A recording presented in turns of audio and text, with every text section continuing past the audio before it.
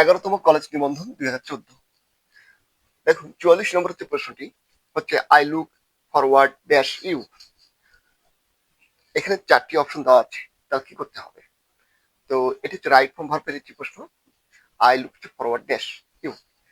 যদি মনে রাখবেন, যদি কোনো সেন্টেন্সে লুক ফরওয়ার্ড থাকে, কি থাকে? লুক ফরওয়ার্ড, লুক ফরওয়ার্ড যদি থাকে, লুক ফরওয়ার্ড টু যদি থাকে, তাহলে এরপরে আমরা অবশ্যই ভার্ব ওয়ানের সঙ্গে আইএনজি করব। তো দেখুন, ভার্ব ওয়ানের সাথে আইএনজি কি আছে?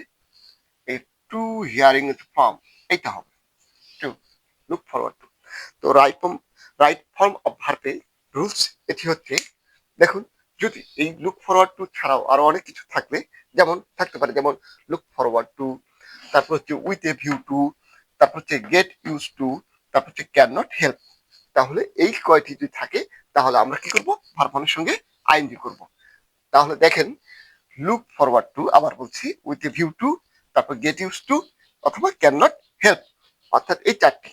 আবার মনে রাখবেন, লুক ফরওয়ার্ড টু, তারপর with a view to, get use to, can not help, এই 4টি যদি থাকে, যে কোনো একটি যদি থাকে, তাহলে আমরা অবশ্যই ভার্ব ওয়ানের সঙ্গে আইএনজি যোগ করব। তাহলে দেখেন, এই যে টু, অর্থাৎ লুক ফরওয়ার্ড টু, তারপরে এটা হচ্ছে ভার্ব ওয়ানের সাথে আমাদের আইএনজি আছে, hearing form, look forward two hearing form. তাহলে এইটি হবে আমাদের।